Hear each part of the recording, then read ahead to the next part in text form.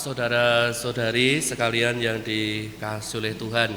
Baru saja kita mendengarkan dua bacaan. Bacaan pertama dari kitab Samuel yang sedikit mengisahkan tentang bagaimana Allah yang dahulu itu memilih Saul, Raja Saul, kemudian meninggalkan Raja Saul dan memilih raja yang baru. Dari pemilihan itu ada sesuatu hal yang menurut saya menarik untuk kita renungkan bersama. Dikatakan ketika Tuhan bersabda kepada Samuel, "Janganlah terpancang pada paras atau perawakan yang tinggi, sebab aku telah menolaknya. Bukan yang dilihat manusia, yang dilihat Allah. Manusia melihat apa yang ada di depan mata, tetapi Allah melihat hati." Dari sini itu ada dua hal yang bisa menjadi permenungan kita. Yang pertama, hanya Allah yang bisa melihat hati kita. Itu artinya apa? Artinya Allah itu Allah yang maha tahu. Kalau kita itu susah untuk tidak bisa kan melihat hati orang, dalamnya hati orang itu kita susah untuk melihat. Ada orang yang mungkin secara lahiriah itu kelihatan sangar gitu ya, wajahnya tegas, keras. Orang mungkin akan berpikir, wah ini pasti orang yang tegas nih, orang yang seperti ini. Tetapi kan kita tidak tahu, siapa tahu hatinya itu Hello Kitty kan kita tidak tahu. Ternyata hatinya itu lembut walaupun wajahnya seperti itu. Atau kebalikannya, wajahnya kelihatan santun, saleh gitu ya, lembut. Tapi hatinya psikopat kan kita juga nggak tahu. Jadi yang tahu tentang hati orang itu hanyalah Allah. Maka kita menyebut Allah kita itu sebagai Allah yang maha tahu. Karena memang hanya Allah yang mengetahui dalamnya hati seseorang. Kemudian yang kedua itu soal pilihan. Ya, soal pilihan. Dari sekian banyak orang yang pada waktu itu hendak dipilih untuk menggantikan Raja Saul, pada akhirnya yang dipilih adalah Daud. Ya, mungkin secara lahiriah dia tidak meyakinkan gitu ya. Tetapi dalam kisah-kisah, dalam bacaan kitab suci kita tahu Daud, ya kita tahulah kisah keseluruhannya. Terlepas bahwa ada kesalahan dan lain sebagainya, tapi kita harus menyadari bahwa Daud ini adalah orang pilihan Allah yang bisa menjaga apa yang sebetulnya Allah amanatkan. Terlepas bahwa dia juga pernah berbuat salah dan dosa, ya kita tahu kisahnya. Tetapi secara keseluruhan Daud ini bisa menjaga apa yang sebetulnya Tuhan Allah itu kehendaki dalam dirinya. Dan kita tahu kan Daud ini orangnya rendah hati. Ketika dia itu jatuh dalam kesalahan, dia berusaha untuk bertobat. Ya, ada perubahan yang nyata, signifikan di dalam dirinya. Karena kesadaran akan kesalahannya itu. Jadi sekali lagi kita diajak untuk melihat hati. Ya, melihat hati. Kita diajak untuk melihat hati. Sejalan dengan hal itu, dalam bacaan Injil hari ini di mana orang-orang Israel pada waktu itu mengeluh karena murid-murid Tuhan itu tidak menjalankan hukum hari Sabat.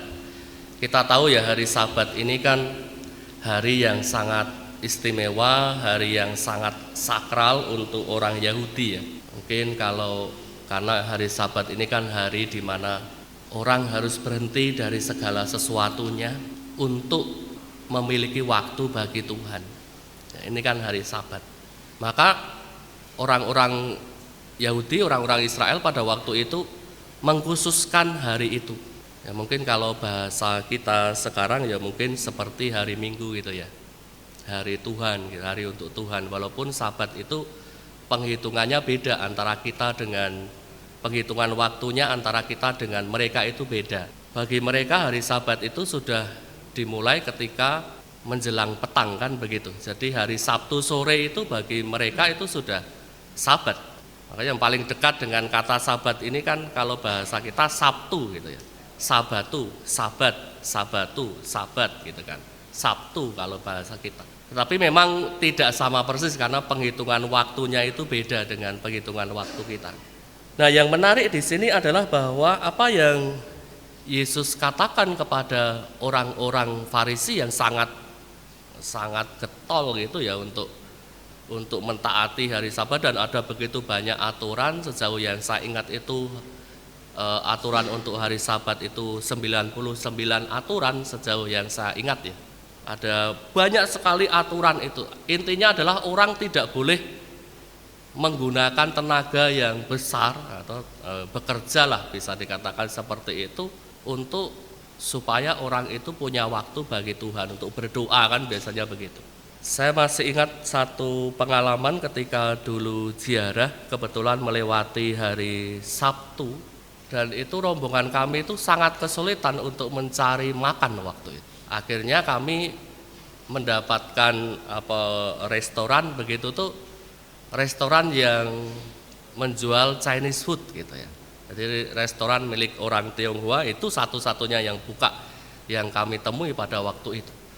Karena memang kalau hari Sabat itu mereka sangat kuat ya, hening, mereka tidak boleh berjalan jauh, mereka juga harus di rumah dan lain sebagainya. Itu kelihatan sekali, jadi sepi sekali.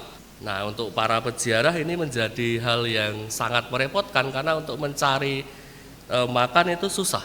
Maka dalam hal ini sebetulnya kita patut untuk meneladan ya, maksudnya meneladan ini kan kita juga bisa belajar untuk sesuatu hal yang baik itu.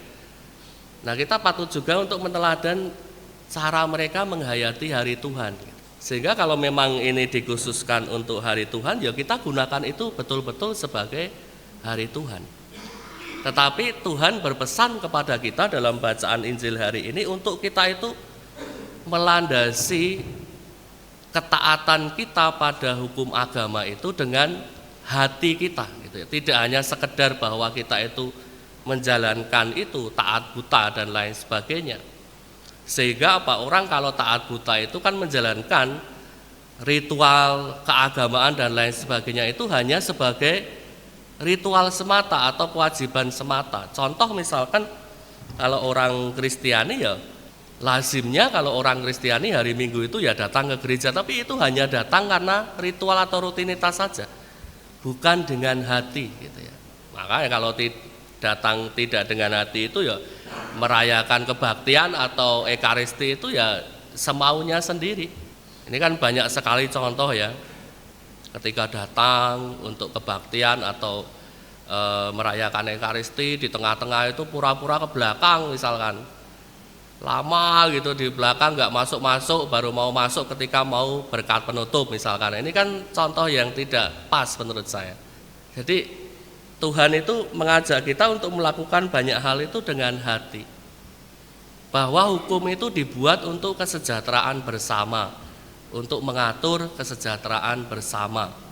Termasuk di sini adalah hukum agama. Aturan-aturan dalam gereja itu dibuat supaya mengatur kehidupan bersama umat Allah. Maka kan ada aturan yang jelas. Kalau dalam gereja Katolik itu saya jadi ingat, gereja Katolik itu punya kitab hukum kanonik namanya. Itu kitab yang mengatur dinamika kehidupan menggereja untuk umat Katolik, dan di pasal yang terakhir atau kalau bahasa hukum gerejanya adalah kanon itu kalau bahasa sehari-hari adalah pasal, itu mengatakan bahwa hukum tertinggi itu adalah keselamatan jiwa-jiwa. Itu artinya apa? Pasal-pasal yang sebelumnya itu bisa diabaikan demi keselamatan jiwa-jiwa sebagai hukum yang tertinggi. Nah, ini mau mengatakan kepada kita bahwa hukum itu semestinya mengabdi kepada keselamatan umat manusia, kesejahteraan bersama semacam itu. Nah, Tuhan Yesus kan juga mengajarkan hal itu kepada kita. Dalam bacaan Injil hari ini dikatakan bahwa hari Sabat diadakan untuk manusia dan bukan manusia untuk hari Sabat. Jadi anak manusia adalah Tuhan juga atas hari Sabat. Di balik ini Tuhan Yesus mau mengatakan apa kepada kita? Bahwa hari Sabat ini kan sejak awal diatur supaya orang itu punya waktu untuk Tuhan, untuk menyembah Tuhan, untuk berdoa kepada Tuhan, untuk datang kepada Tuhan. Tetapi kalau Tuhan itu sudah ada di situ, yang dikatakan anak manusia tadi ini kan merujuk pada Tuhan Yesus. Maka semestinya orang yang ada di situ itu kan datang kepada Tuhan, mengikuti apa yang disabdakan oleh Tuhan, kan seharusnya begitu. Nah, ini soal keyakinan bahwa orang Farisi dan para pengikut Yesus itu memiliki keyakinan yang berbeda tentang siapa itu Tuhan, siapa itu Mesias. Nah, bagi kita sebagai orang-orang yang hidup pada zaman ini, kita diajak untuk selalu mempergunakan hati kita, karena hati adalah tahta Allah sendiri. Hati kita adalah tempat di mana Roh Kudus itu berada, yang selalu istilahnya itu membimbing kita kepada jalan kekudusan. Namanya Roh Kudus itu kan artinya akan membimbing kita kepada jalan kekudusan. Nah, jalan kekudusan inilah yang sebetulnya selalu menjadi panggilan dan perjuangan hidup kita sehari-hari. Ada begitu banyak hal yang bisa kita lakukan untuk meraih jalan kekudusan. Yang pertama tentu saja pertobatan, itu jelas. Lalu kemudian yang kedua itu adalah doa-doa kita. Jangan pernah melupakan doa-doa kita dalam situasi dan kondisi apapun hidup kita. Terkadang kita itu kalah dengan situasi di sekitar kita. Ya, kalau orang Kristiani itu kalau misalkan hari Minggu itu kan seringkali kalahnya adalah hujan, apalagi ini masa hujan gitu. Kalau sudah hujan sedikit saja itu pasti gereja sepi kan. Nah, kita sering kalah dengan hal itu, semangat kita itu seringkali luntur oleh hal-hal yang menjadi tantangan kita atau hambatan kita. Kecuali kalau memang jalan atau akses menuju gereja ini banjir, kita tidak bisa lewat gitu ya masih bisa dimaklumi ya. Tapi kalau hanya hujan, tidak ada banjir dan lain sebagainya, kita sudah kalah dengan hal itu, ya berarti kita belum punya hati untuk Tuhan kita. Kan seperti itu. Maka saya berharap marilah kita belajar dari sabda Tuhan hari ini untuk selalu mengingat Tuhan dalam kehidupan kita, punya waktu untuk Tuhan kita.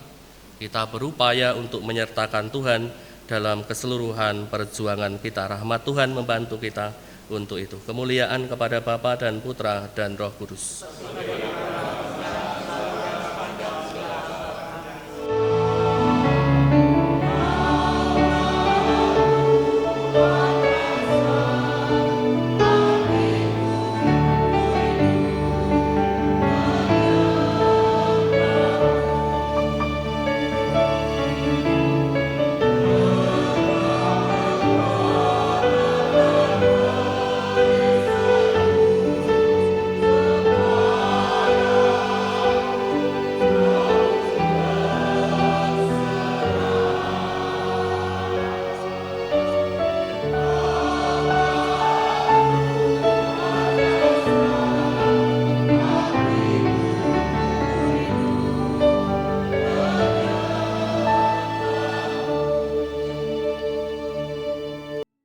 Tuhan bersamamu.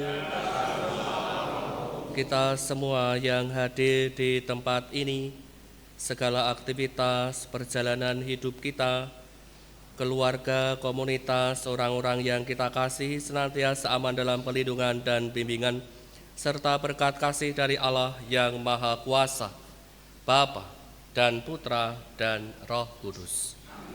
Saudara-saudari sekalian, pergilah, misa sudah selesai. Syukur kepada Allah.